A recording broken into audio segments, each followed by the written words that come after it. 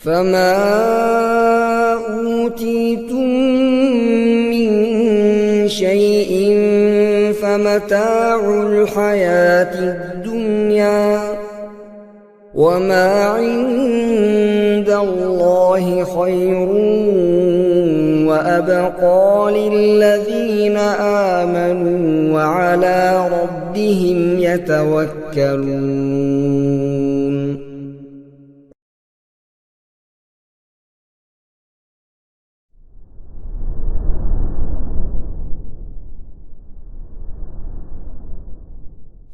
Assalamualaikum warahmatullahi wabarakatuh. Innal hamdalillah nahmaduhu wa nasta'inuhu wa nastaghfiruh wa na'udzu billahi min shururi anfusina wa sayyiati a'malina may yahdihillahu fala mudilla lahu wa may yudlil fala hadiya lahu. Asyhadu an la ilaha illallah wahdahu la syarika lahu wa asyhadu anna Muhammadan 'abduhu wa rasuluhu la nabiyya ba'dahu.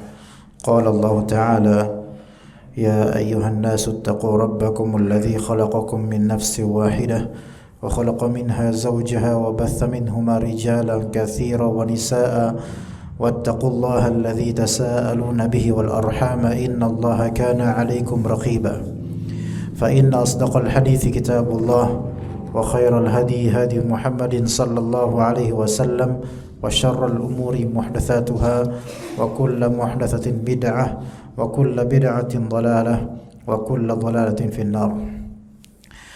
Bapak-bapak sekalian dan juga ummahat jika memang ada di atas, dan kalaupun ada apakah nanti bisa bertanya Pak Sarno?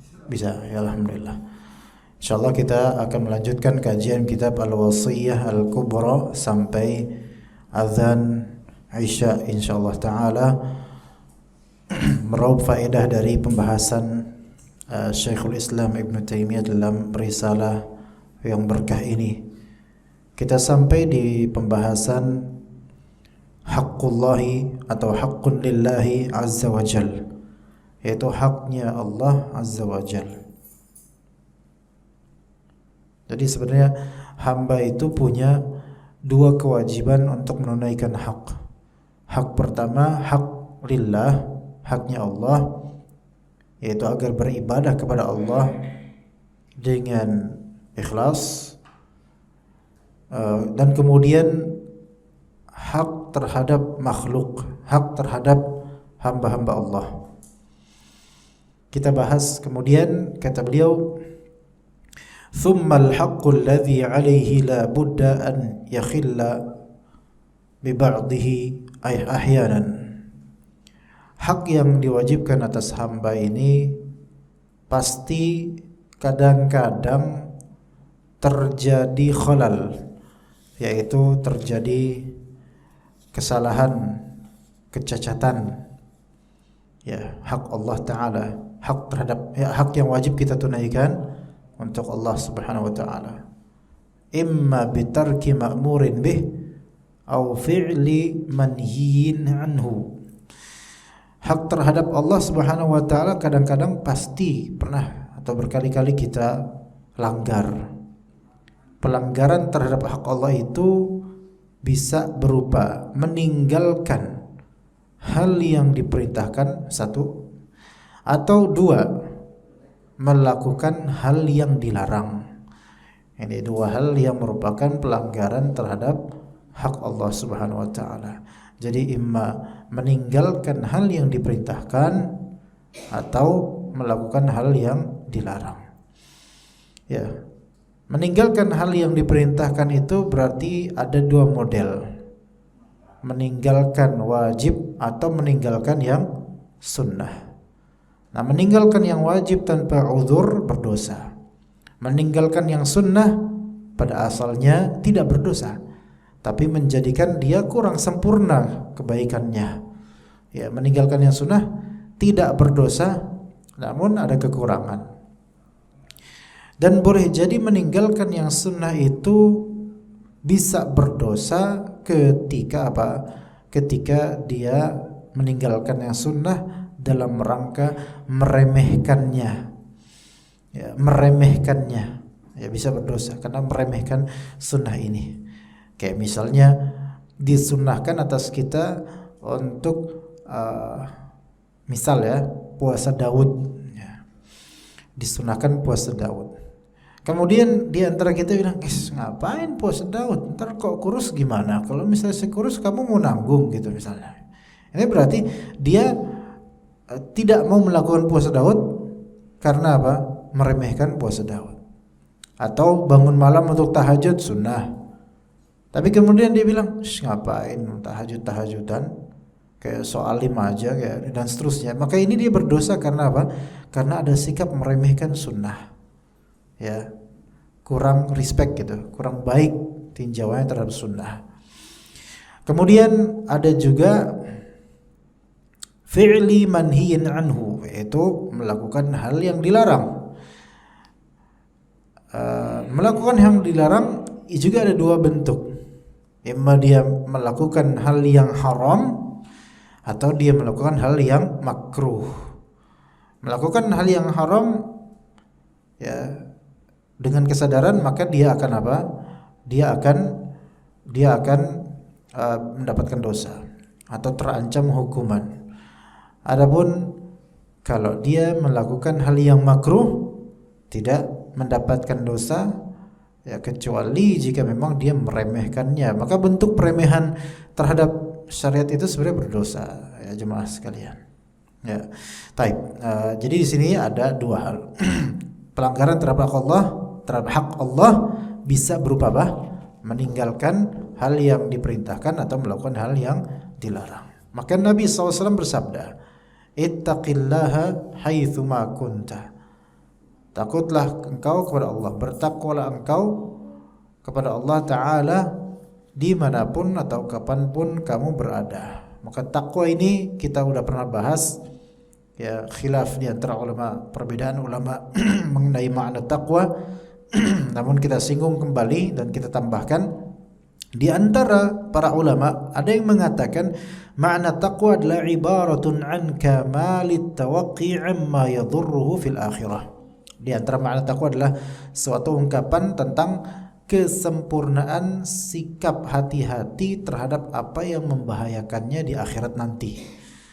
Ya. Taqwa jadi apa? Kesempurnaan sikap berhati-hati terhadap apa yang membahayakan dirinya di akhirat nanti. Jadi kalau dia merasa suatu perbuatan, ini perbuatan ini bahaya buat akhirat saya, maka saya enggak melakukannya. Dia hati-hati. Maka ini takwa. Ya, begitu. Itu di antara pendapat ulama. Di antara definisi lain yang kita sudah pernah katakan, yaitu tarku ma harramallah wa ada'u ma faradallah, yaitu meninggalkan apa yang Allah haramkan dan menunaikan apa yang Allah wajibkan. Nah, itu jelas. Ada juga yang mengatakan bahwasanya takwa itu adalah mujanabatu kulli ma yub'iduka 'anillah. Yaitu takwa adalah menjauhi atau menyelisihi apa yang menjauhkan dirimu dari Allah Subhanahu wa taala. Jadi apa yang membuatmu jauh dari Allah, maka engkau tidak melakukannya. Maka itu adalah takwa. Dan di antara definisi takwa, dan ini yang penting sekali, para ulama menyatakan takwa adalah an tuzayyina sirraka lil khaliqi kama tuzayyinu alaniyata lil khalqi. Engkau menghias kesendirianmu terhadap Khaliq, yaitu Allah Ta'ala, sebagaimana engkau menghias ketidaksendirianmu terhadap makhluk. Siapa yang bisa jabarkan ini maksudnya? Engkau menghias kesendirianmu terhadap atau untuk Khaliq, untuk Allah, sebagaimana engkau menghias ketidaksendirianmu terhadap makhluk. Bisa dipahami nggak Pak kira-kira Pak? Engkau menghias kesendirianmu untuk Allah, sebagaimana engkau biasa menghias ketidaksendirianmu untuk orang-orang. Gimana?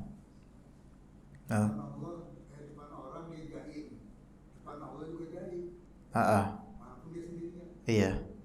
Jaga image di depan Allah gitu ya. Iya, itu bahasa. Ya, jadi kalau takwa an tuzayyina sirraka lil khaliqi kama tuzayyinu alaniyata lil khalqi. Maka kalau Pak Budiman menerjemahkan kitabnya kayak gitu tadi terjemahannya. Menjaga image di depan Allah sebagaimana menjaga image di depan makhluk. Artinya zahir dan batinnya itu benar gitu loh, istiqomah. Maka itu takwa. Maka orang kalau misalnya zahirnya saja kelihatan bagus tapi batinnya na'udzubillah min dzalik, maka dia belum disebut bertakwa secara hakiki. Ya. Tapi juga kita jangan kemudian udahlah, saya enggak mau munafik. Baik zahir atau batin saya sama-sama menjelekkan diri. Enggak boleh, itu enggak takwa juga, itu malah itu bukan munafik, fasik ya. Dan itu enggak bagus ya. Maka kata Nabi, taqillaha haitsuma kunta, kata Syekhul Islam Ibnu Taimiyah, wa hadhihi kalimatun jami'ah. Ini adalah kalimat yang menyeluruh untuk banyak sekali kasus. Wa fi qawlihi haitsuma kunta, dimanapun atau bagaimanapun kamu berada. Takutlah pada Allah bagaimanapun kamu. Ini adalah tahqiq, kalimat inilah tahqiqun li hajatihi ila taqwa fi sirri wal alaniyah. Ya. Jadi dia harus merealisasikan ketakwaan baik dalam kesendirian maupun dalam ketidaksendirian. Ya. Jadi takwa itu tidak hanya pas terlihat manusia, melainkan ketika tak tampak oleh manusia maka tetap wajib atasnya bertakwa. Takwa itu tidak hanya ketika terlihat oleh orang-orang yang dikenal, tapi ketika nggak terlihat oleh orang yang dikenal, orang yang nggak dikenal, kemudian kita tidak bertakwa, enggak. Sama siapa aja, di mana aja, walaupun sepi. Ya, jadi at-taqwa fis sir wal alaniyah. Bertakwa dalam kesendirian dan dalam ketidaksendirian. Thumma qal, kemudian Nabi SAW bersabda, wa atbi'is sayyi'atal hasanata tamhuha. Dan turutkanlah setelah keburukan, turutkan dengan kebaikan. Jadi setelah keburukan, di awal ini, setelah keburukan turutkanlah dengan kebaikan. Mana duluan yang dilakukan? Keburukan dulu atau kebaikan dulu, jemaah? Keburukan dulu ya. Turutkan setelah itu kebaikan. Wa atbi'is sayyi'ata al-hasanata. Turutkanlah setelah keburukan baru kebaikan. Semua dari kita pasti pernah berlaku buruk di kesendirian maupun di keramaian. Tapi Rasulullah SAW memerintahkan kalau memang berbuat buruk, turutkan setelah itu dengan kebaikan. Maka niscaya tamhuha, kebaikan tersebut akan menghapus keburukan tadi. Gitu ya. Kebaikan tersebut akan menghapus keburukan tadi cuma. Maka tidak boleh seseorang bilang begini, udahlah aku mah apa tuh? Ya, saya mah orang jelek. Percuma juga saya jadi orang baik, ntar juga tetap jelek. Enggak boleh kayak gitu. Kalau pikiran kayak gitu ya jelek terus sampai kiamat, ya kan? Maka kalau kita melakukan dosa, wajib atas kita istighfar, taubat, atau melakukan amal soleh, ya, yang semoga bisa menghapus dosa-dosa tersebut. Ya begitu ya. Sekarang mana dulu? Sakit dulu atau nyembuhin dulu? Hah? Nyembuhin ya, bukan mencegah ya. Sakit dulu atau nyembuhin dulu? Sakit dulu baru disembuhin. Bagaimana bisa ada penyembuhan kalau dia tidak sakit? Ya, sehat. Wah, orang sehat nih, kita sembuhin yuk. Enggak bisa. Ini orang sakit yang ngomong kayak gini gitu kan. Nah, maka dikatakan oleh Syekhul Islam Ibnu Taimiyah, fa inna at-tabiba mata tanawala al-maridu syai'an mudirran amarahu bima yuslihuh. Sesungguhnya dokter, kapanpun kalau dia melihat pasiennya atau orang sakit, pasiennya atau orang sakit mengkonsumsi sesuatu yang berbahaya, maka pasti dokter tersebut akan memerintahkan pasiennya agar apa? Memperbaikinya atau berobat atau konsumsi obat. Ya, dokter manapun. Ya, dokter manapun. Misalnya pasiennya sakit apa? Ya, apa Pak? Penyakit apa Pak kira-kira? Ya? Penyakit karena makanan misalnya apa ya? Kejengkolan Pak ya. Udah lama nggak makan jengkol di sini ya. Kenangan Ahad pagi itu. Ya. Misalnya kejengkolan, apa obatnya? Maka dokter Ya ini karena makan jengkol nggak masalah, cuman dia kebanyakan makannya misalnya, makanya bermudarat buat dia. Maka dokter pun memberikan resep obat. Obat ini kebaikan buat dia, walaupun mungkin pahit atau gimana rasanya, tapi obat ini kebaikan. Dan obat ini diberikan dari konsumsi setelah dia lagi sakit, pas dia lagi sakit. Ya. Maka jangan mengkonsumsi obat ini misalnya jangan konsumsi obat ini pas dia nggak sakit, karena obat ini tujuannya untuk memperbaiki keadaannya. Ya. Obat ini bagus, hasanah. Nah, penyakit ini jelek, sayyi'ah. Maka turutkanlah setelah kejelekan ini kebaikan. Supaya apa tujuannya? Supaya sembuh bukan? Supaya sembuh. Supaya apa? Tamhuha. Supaya semoga-moga obat ini dengan izin Allah bisa menghilangkan keburukan penyakit tersebut. Begitu. Maka kemudian kata Syekhul Islam, wa dzanbu lil 'abdi ka'annahu amru hatmin. Wa dzanbu lil 'abdi ka'annahu amru hatmin. Dosa bagi hamba itu seolah-olah sesuatu yang mesti. Benar enggak, Pak?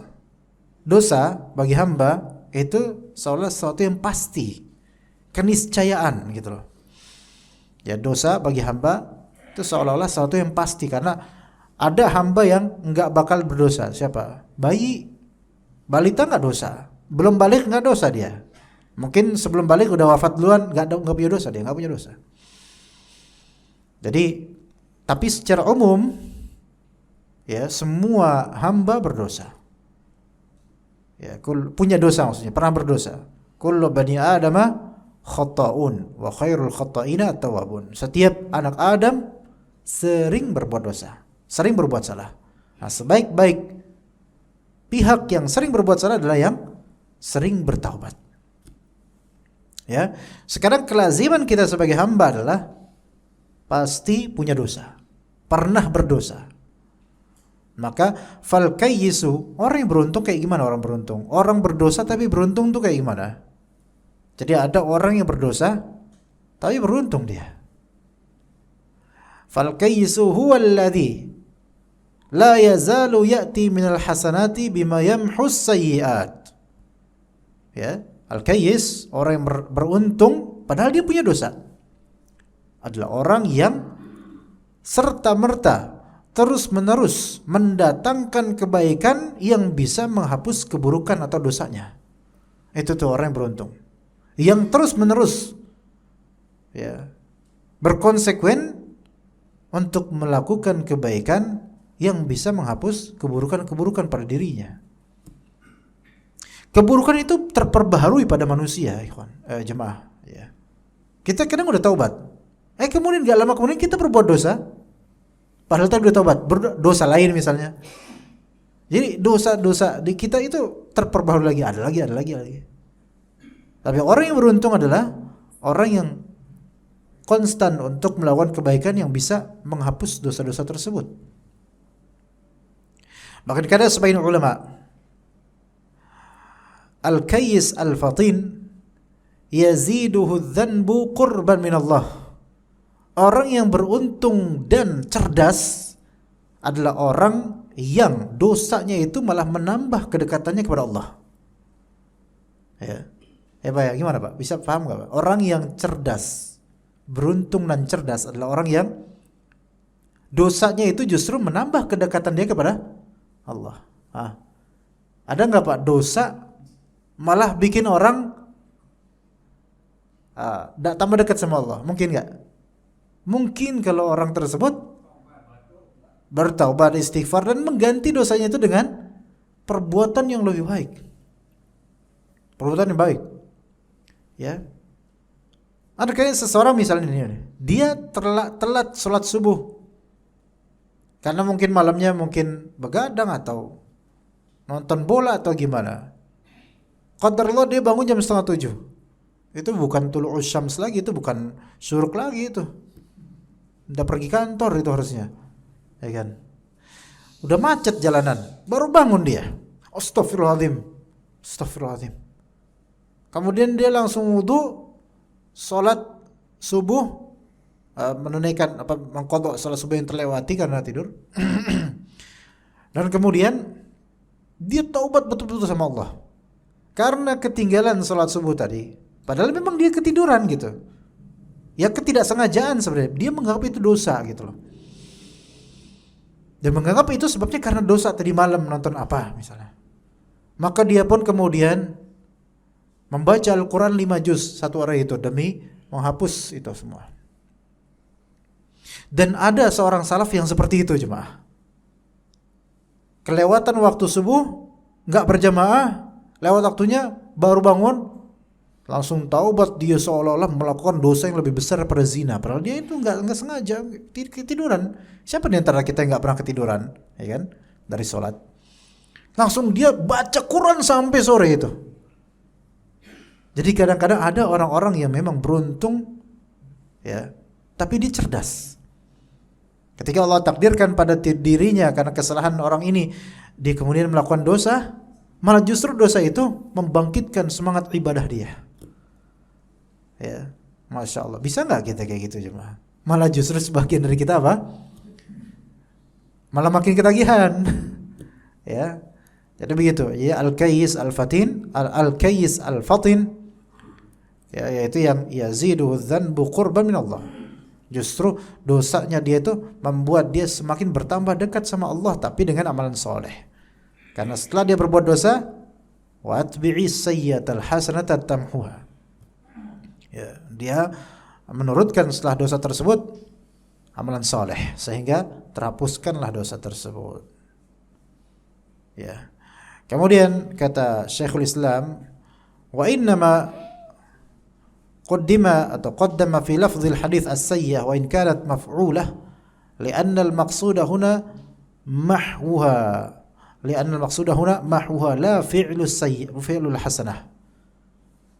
Dalam hadits wa atbi'is sayyi'atal hasanata tamhuha, sayyi'ah itu didahulukan, padahal sayyi'ah ini objek sebenarnya, tujuan, ya, tujuan dibandingkan hasanah. Jadi turutkanlah setelah sayyi'ah. Setelah sayyi'ah ada hasanah. Objek itu sayyi'ah sebenarnya. Ya. Kenapa? Karena maksud di sini, maksudnya adalah kita itu berbuat hasanah demi menghilangkan sayyi'ah. Demi menghilangkan sayyi'ah. Faham enggak Pak ikhwan? Kira-kira. Nah, misalnya Anda sebagai seorang penceramah, ada pertanyaan dari jemaah, Pak Ustadz, apa hukumnya minum sambil napas dan napasnya di dalam gelas? Maka Anda kemudian katakan, oh itu boleh Pak, boleh. Oke, terus Anda pikir lagi, astagfirullahaladzim, enggak Pak, itu makruh, ada larangannya. Oke gitu ya, Anda ralat ya. Anda tadi bilang apa? Astagfirullahaladzim. Perbuatan baik ya itu. Setelah Anda melakukan kesalahan, salah jawab, hukum makruh Anda bilang apa? Halal, boleh, mubah. Itu kesalahan Anda. Mana yang lebih dulu Pak? Kesalahan atau istighfar dulu? Kesalahan. Tujuan Anda istighfar ngapain? Menghapus kesalahan fatwa tadi. Gitu kan ya? Kata Syekhul Islam, fasara ka qawlihi fi baulil a'rabi subbu alaihi dhanuban min ma'. Maka ini seperti perkataan Nabi SAW tentang kencingnya seorang badui, siram bekas kencing tersebut dengan seember air. Bisa paham di sini? Nah, suatu ketika ada seorang Arab Badui, Arab Ndeso, ya. Ndesonya Arab itu malah makin gak ada pohon Pak. Beda sama desonya kita. Ya, deso kita itu makin banyak pohonnya. Lah kalau desonya Arab malah gak ada pohon Pak. Iya, tapi makin keras wataknya. Ya enggak Pak? Kalau desonya kita, ya nggak tahu sih, ya beda-beda ya. Yang Jawa kadang-kadang malah makin lembut, ya. Tergantung relatif kalau kita ini. Nah ini Arabi, wong deso tapi wong Arab gitu, itu memang ghalidh orangnya, keras, ghairu muta'addib, nggak beradab. Tapi emang tabiatnya seperti itu jemaah. Maka ada seseorang Arabi ini, Badui ya, ke masjidnya Nabi SAW, kemudian kencing di masjid, Masya Allah. Itu kalau sekarang langsung direkam CCTV dan dikafirin langsung itu orang. Ya. Iya, bawa anjing lagi habis itu, ya. Ntar diusut taunya orang gila, ujungnya gitu. Nah, kemudian kencing dia. Itu sampai beberapa sahabat itu ada yang bilang, biarkan saya matikan penggal lehernya Rasulullah. Karena ini dianggap penista agama gitu loh. Tapi lihat, orang Badui ini jahil dia. Gak ngerti adab. Bukan bermaksud seperti itu. Dan memang dikatakan bahwasanya ketika itu Badui itu bukan muslim. Ya. Tapi Nabi SAW bilang, jangan. Tahan, biarkan selesaikan kencingnya dulu gitu loh. Jangan dihardik, biarin selesai sih bisa. Kenapa begitu? Ada dua manfaat. Membiarkan dia tuntas dulu kencingnya. Manfaat pertama untuk dirinya, manfaat kedua untuk masjid. Manfaat untuk dirinya adalah, siapa Pak di antara kita laki-laki lagi kencing, dipotong. Di-pause, pause. Gak enak kan Pak ya? Gak enak, harus di-play lagi kan? Iya, di-pause, menahan itu. Gimana Pak? Gak bisa. Bermadarat gak buat kemaluannya? Sangat. Itu satu. Kebaikan buat dia. Maka udah biarin dia tuntasin dulu. Kedua, kebaikan buat masjid. Kalau dia lagi enak-enak kencing itu, dihardik orang di belakang, nengok gak dia Pak? Beleweran Pak. Iya, nengok gini, beleweran lebih banyak lagi tempat yang kena air kencingnya. Itu hikmahnya Nabi SAW. Luar biasa. Maka selesai kencing, kemudian ya mungkin Nabi menasihatinya, dan Nabi kemudian memberikan wejangan atau memberikan pengarahan kepada sahabat, subbu alaihi dhanuban min ma. Siram itu dengan seember air. Taib. Yang manakah yang najis? Air kencingnya atau air di ember? Air kencing. Manakah yang sayyi'ah? Air kencing atau air ember? Air kencing. Mana yang lebih dulu? Air kencing dulu atau air di ember? Nah, seperti itu. Gimana Pak? Paham gak sini? Tadi kecipratan air kencing tuh kan gak enak, jelek ya, sayyi'ah. Maka turutkanlah setelah sayyi'ah itu dengan dhanuban min ma, yaitu seember air. Disiram gak disiram? Disiram. Nah, pertanyaan saya, menyiram itu tujuannya untuk sebatas nyiram atau untuk menghilangkan yang jelek? Itu maksudnya. Seperti itu. Maka betapa indahnya ketika Allah Ta'ala mentakdirkan di antara kita bermaksiat, kemudian justru maksiat kita ditimpali oleh kita dengan kebaikan. Iya. Dapat berapa kebaikan jemaah? 2 kebaikan.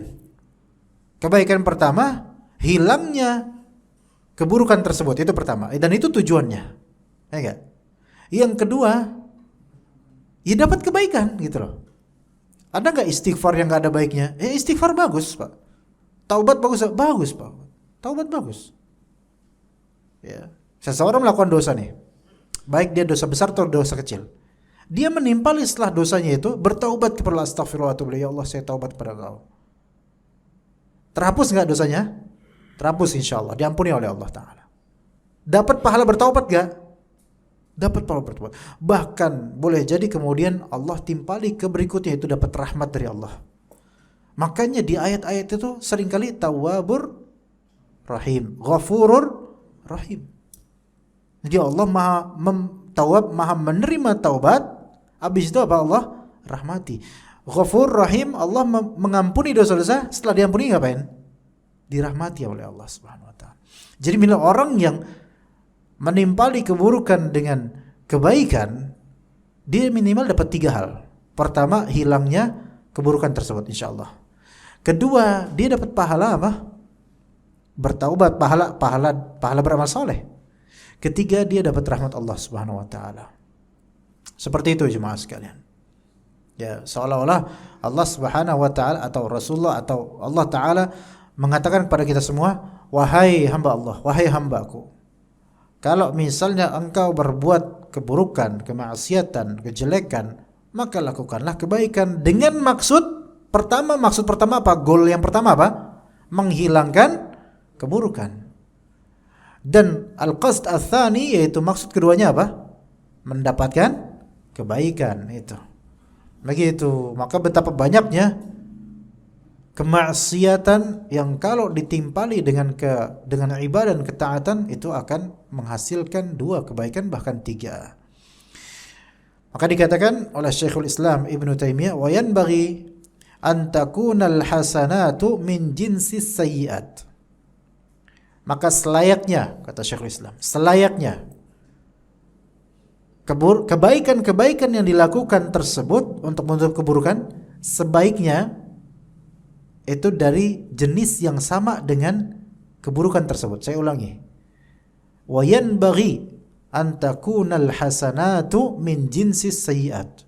Sebaiknya, selayaknya kebaikan-kebaikan yang kita lakukan untuk menutup keburukan itu sejenis dengan keburukan tersebut. Jadi gini Pak, sayyi'ah, keburukan itu ada yang sifatnya qauliyah, ada yang sifatnya fi'liyah. Keburukan ada yang berupa lisan, ya, ada yang berupa perbuatan, anggota tangan, anggota tubuh, gitu ya. Ya, atau bisa juga dengan hati, keburukan dengan hati bisa. Oke, kita bagi 3. Sayyi'ah, ya, bisa berupa qalbiyah, bisa berupa qauliyah, bisa berupa fi'liyah. Ya, sayyi'ah keburukan bisa berupa qalbiyah di hati, keburukan di hati. Bisa berupa qauliyah di lisan, bisa berupa fi'liyah di anggota tubuh. Maka selayaknya menimpalinya dengan apa? Kebaikan yang sejenis. Nanti insyaallah ba'da adzan saya jelaskan sedikit, dan setelah itu insyaallah kita buka sesi tanya jawab. Ya, silakan muadzin untuk menunaikan adzan.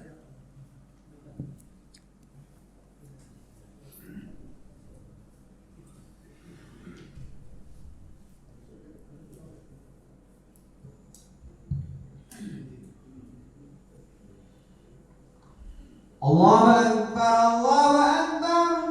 Allah. Allahu Akbar, Allahu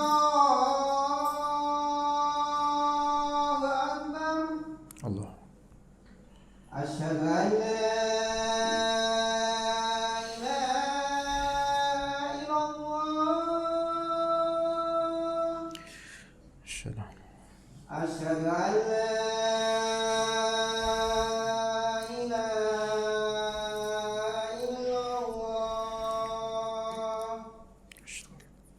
أشهد أن محمد رسول الله. أشهد أن محمد رسول الله.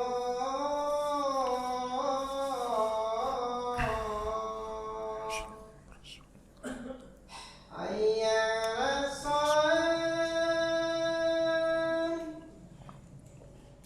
حي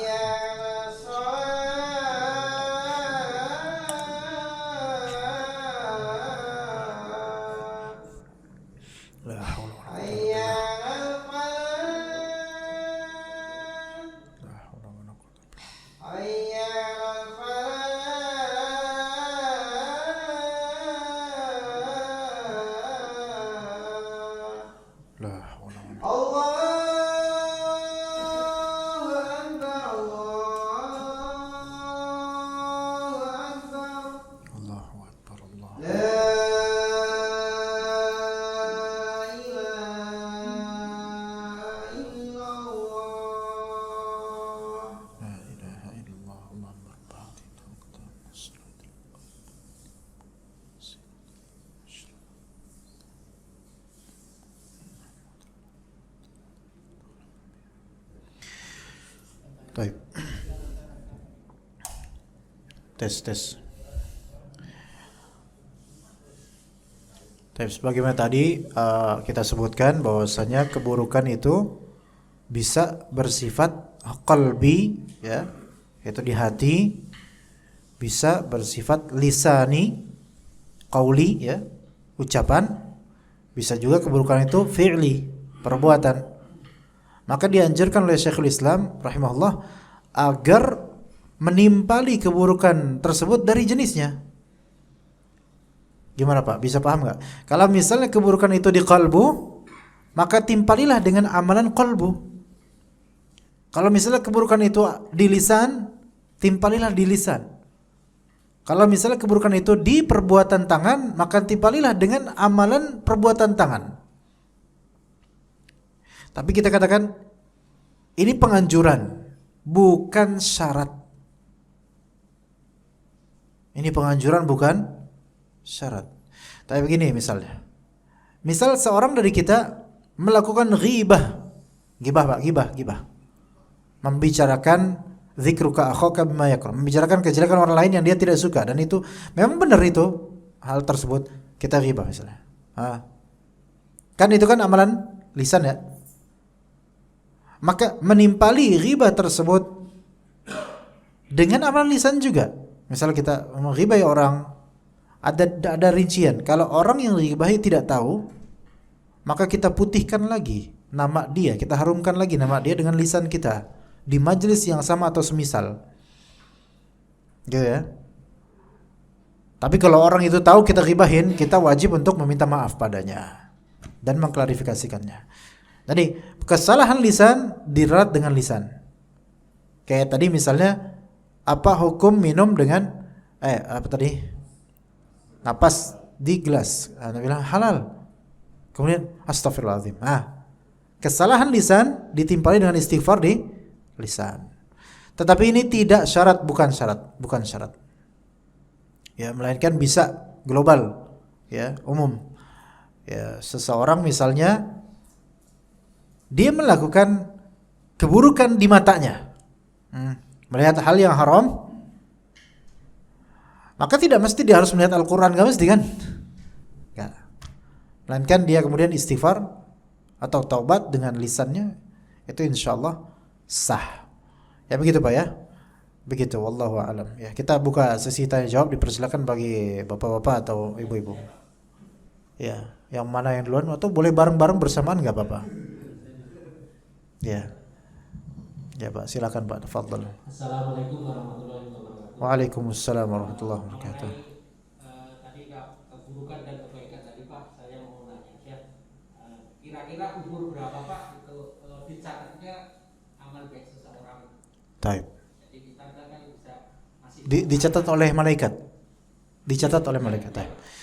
Ya, jazakallah. Oh, ya, jazakallah khairan. Terima kasih Pak. Jadi kapan dimulainya pencatatan amalan oleh malaikat ya? Dimulai dari ketika dia mengalami pertama kali tanda-tanda akil baligh. Di situ. Itu relatif ya. Itu relatif Pak, nggak bisa dibatasi. Tapi kalau emang mau standarnya, kalau perempuan bisa 10 tahun, 11 tahun, standarnya begitu Pak. Tapi kalau seseorang tidak ada tanda-tanda baligh, dalam mazhab Syafi'i kira-kira tanda-tanda baligh nggak ada tanda-tandanya sampai usia 15 tahun, maka usia 16 tahun itu sudah baligh walaupun tidak ada tanda-tandanya. Ya, nggak semua orang mimpi basah Pak, nggak semua orang. Iya, nggak semua orang mimpi basah. Tapi semua orang pasti pernah pas bangun basah, ngompol, ya pernah ya. Ya, jadi 16 tahun kalau dia nggak ada tanda-tanda, nggak pernah mimpi basah, nggak pernah. Suara nggak berubah masih gitu-gitu. Jakun nggak numbuh, jenggot nggak punya, bulu ketiak nggak ada, bulu kemaluan nggak ada. Suara nggak berubah ya kayak anak kecil. Kan ada orang kayak gitu, masih boncel-boncel aja dia kayak dulu kecil.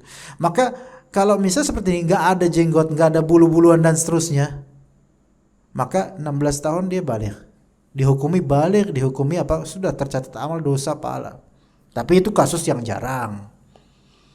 Adapun umumnya adalah ketika sudah terlihat tanda-tanda baligh, baik laki-laki atau perempuan, maka khalas itu dicatat amalnya. Silakan Pak Jafar. Assalamualaikum warahmatullahi wabarakatuh. Waalaikumsalam warahmatullahi wabarakatuh. Ada 3 pertanyaan Ustaz. Yang Ya, pertama Masya Allah. Ustaz katakan bahwa manusia itu keniscayaan untuk tidak berbuat dosa. Gimana? Berbuat dosa itu adalah suatu keniscayaan. Ya. Bagaimana kiat-kiat cara-cara di sisa umur kita, kita meminimalkan untuk tidak berbuat dosa minimal, Tidak. dan bagaimana kita memaksimalkan berbuat kebaikan. Ya, satu dulu Pak, nanti saya lupa. Satu dulu Pak ya. Saya potong nggak apa-apa, satu dulu ya Pak ya, karena saya lupa nanti. Jadi bagaimana menghabiskan sisa umur kita untuk tidak berbuat dosa. Ketika disebut sisa umur itu gaib ya. Maka ini bukan konteksnya Bapak saja yang mungkin udah usia 50 ke atas. Bahkan konteks untuk saya, untuk yang remaja, kita semua punya sisa umur dan endingnya kan gaib kapan. Boleh jadi anak lebih pendek sisanya dibandingkan Bapak, kita nggak tahu. Jadi ini buat kita semua, nggak cuman untuk yang udah tidak muda lagi ya. Maka kiatnya adalah jemaah sekalian, kita tidak bisa mengatakan oh habis ini saya nggak bakal berbuat dosa. Bisa nggak Pak? Ada yang bisa nggak yang bilang gitu? Nggak bisa. Bakal berbuat dosa kalau bisa jangan. Tapi pastikan nggak? Ada yang bisa pastikan nggak saya nggak bakal berbuat dosa? Enggak. Jadi harus ngapain kita ini? Kata Nabi SAW, saddidu wa qaribu. Berlaku tepatlah dan mendekatlah kepada kebenaran. Urusan nanti bersalah, niscaya bersalah. Ada aja salahnya, kita ada. Nggak ada yang sempurna, pasti ada salahnya keseharian. Lalu gimana Ustaz? Nggak gimana-gimana, tetap nanti Pak sampean akan salah. Lalu pas salah suka main, segera taubat, segera lakukan amal soleh, jangan ditunda-tunda. Karena itu namanya taswif, menunda-nunda taubat. Kata sebagian ulama, taswif adalah salah satu pasukan terbesarnya iblis. Menunda-nunda taubat adalah salah satu pasukan terbesarnya iblis Pak. Nunda. Padahal usia udah nggak muda, ditunda, mati. Iya, saya nggak doain. Toh nggak, kalaupun saya nggak doain mati juga kita kan ya. Iya. Tapi pengingat aja. Jadi jangan pernah kita mengatakan, insya Allah bisnis saya nggak bakal melakukan dosa. Ya mudah-mudahan sih, cuman kayaknya nggak deh bakal dosa. Ini aja udah dosa kayaknya. Gitu Pak. Jadi cepat taubat dan berusaha mendekati kebenaran. Apa yang Allah tampakkan ini sesuai dengan Al-Quran dan Sunnah, deketin Pak, deketin. Ya begitu Pak. Yang kedua silakan. Yang kedua, tadi Ustaz contohkan ada orang yang berbuat dosa, justru dia mendekat kepada Allah. Betul. Nah, tanpa hidayah kita nggak mungkin mendapatkan itu. Sahih. Nah, bagaimana cara kita mendapatkan hidayah itu? Taib. Bagaimana cara mendapatkan hidayah kalau misalnya kita setelah berbuat dosa Pak? Ya, begini jemaah sekalian. Allah Subhanahu wa Ta'ala memberikan kita pilihan, mau berbuat dosa atau enggak. Ya. Ketika kita berbuat dosa, berarti kan kita memilih itu. Nah setelah kita berbuat dosa, Allah memberikan kita pilihan juga, mau taubat atau enggak, kan gitu. Lalu kalau bagaimana ya Ustadz, gimana caranya supaya kita dapat hidayah? Kita pilih setelah berdosa, taubat, itu dapat hidayah setelah itu. Tapi Ustadz kayaknya Anda gak dapat hidayah. Nah ini berarti memang dirinya suudzon pada Allah Subhanahu wa Ta'ala. Jadi harus segera taubat habis doa. Itu hidayah dari Allah Subhanahu wa Ta'ala. Oke, kita katakan, kembalikan kepada Allah, Ustadz gimana caranya supaya kita ini kedepannya kalaupun kita berdosa dapat hidayah, walaupun kita itu nggak ada pikiran taubat, tapi Allah jadikan kita bertaubat. Oke, kalau gitu caranya adalah ketika kita sholat tiap rakaat, benerin itu bacaan ihdinas siratal mustaqim dari segi lafal dan hati. Iya. Karena selama ini kita itu cuman formalitas, jangan-jangan dengerin imam ihdinas siratal mustaqim, maknanya lewat. Kayaknya seperti lewatnya angin.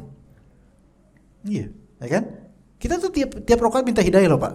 Tiap rakaat kita minta hidayah atau dengar permintaan hidayah, kita aminin kan? Amin. Aminnya sampai mana? Cuman sampai atap masjid doang, nggak sampai langit. Karena apa? Nggak pakai ini Pak. Nggak pakai hati. Maka ketika dengar ihdinas siratal mustaqim, patrikan bahwa kita ini sedang minta hidayah sama Allah Ta'ala. Maka kalau diingat terus, saya tuh selalu minta hidayah sama Allah, saya selalu minta. Maka ketika kita berdosa, itu yakin otomatis Allah berikan hidayah itu, Pak. Karena hati kita selalu merasa minta hidayah kepada Allah Ta'ala. Tapi karena ihdinas siratal mustaqim itu lewat terus, ya udah lewat terus gitu. Itu yang kedua, Pak ya. Yang ketiga silakan, Pak. Karena mungkin Ummahat mau nanya ini, jangan-jangan. Silakan. Itu tadi Ustaz contohkan sebaiknya kalau keburukan saya dalam hati ditutupi dengan kebaikan dalam hati. Nah itu saya lagi bingung contohnya apa. Contohnya. Kita sujud sama orang. Bagaimana kita memperbaiki dalam hati kita nggak sujud. Ya. Suudzon. Kalau suudzon kayak yang di bis-bis, Pak, mijon gitu. Nah, kalau di hati misalnya kita ada suudzon sama orang, ada hasad sama orang, ya boleh dengan lisan kita istighfar, tafadhol. Tapi kalau dengan hati, menimpalin kebaikan hati, langsung kita ubah apa yang digambarkan pada hati kita cari kebaikannya langsung. Sehingga suudzon tersebut menjadi apa? Husnudzon. Kita tutupi dengan husnudzon. Jadi lawannya suudzon ya husnudzon. Misalnya, ini orang nih kayaknya nggak pernah sholat nih, mukanya kayak gitu nih. Langsung timpali. Enggak, insya Allah dia pernah sholat. Insya Allah dia sholat. Mungkin emang mukanya aja kayak gitu. Iya. Walaupun mungkin nggak sholat memang dia gitu loh. Tapi demek gini kayak nggak pernah kena wudu gitu. Karena kita nggak tahu keadaannya kan. Ya udah, kita nggak tahu, siapa tahu dia sholat di rumahnya. Misalnya gitu ya, misalnya. Jadi timpali suudzon dengan husnudzon. Timpali hasad, iri dengan kita doain dia di hati. Iya, misalnya kita hasad sama orang, ini Pak Fulan kok anaknya banyak tapi soleh semua loh. Saya anaknya 2 biji, tapi ini gemesin semua, bikin saya pengen. Jadi hasad sama Pak Fulan yang anaknya banyak tapi soleh. Mulai itu kesel kan? Kesel. Padahal ngapain coba kesel? Kan itu nasib dia, ini nasib kita gitu. Kan mulai itu hati panas. Gimana cara nimpalinya? Timpali dengan doa di hati. Dalam hati bisa kita berharap, ya Allah mudah-mudahan berkah mereka gitu. Gitu, timpali. Gimana nih Ummahat? Gimana? Ada yang bertanya gak Ummahat kira-kira apa? Ibu-ibu? Ya. Silakan. 3 juga gak Bu? Ada berapa pertanyaannya Bu? Satu saja. Ini udah jam 10 soalnya Bu, di bawah udah jam 10 jadi mati jamnya. Teman Anda ini kan karyawan, beliau sering melakukan perjalanan dinas dengan rombongan. Itu kan biasanya ada uang perjalanan dinasnya Ustaz. Nanti setelah perjalanan dinas itu ternyata uang dari kantor itu berlebih dan dibagikan rata gitu ke semua anggota rombongan. Nah, masalahnya uang dinas itu nggak mungkin dia kembalikan karena anggota rombongan yang lain belum tentu setuju untuk dikembalikan.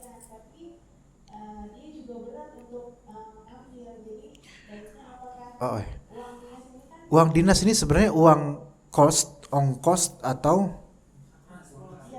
biaya perjalanan kan? ya misalnya tapi dalam dinas itu misalnya ada sedikit kekurangan misalnya ada pesan kamar hotel tuh dikasih jatah 5 kamar tapi nanti temannya tuh cuma pesan 3 Ini Iya. diberikan ke sekolah faktis atau ke pembangunan masjid. Kalau misalnya nggak boleh, baiknya diapakan? Syukran. Kalau saya sih emang bayangkannya sih kasih saya aja memang sih sebenarnya. Ya. Iya. Bapak udah ngeduluin jawabnya. Saya pengen jawab gitu ya, mumpung duit kan ya. Ini kan menjadi uang syubhat ya, karena di dalamnya ada, sebenarnya dibilang licik ya licik juga sih ya. Harusnya 5 rooms jadi 3 rooms apa.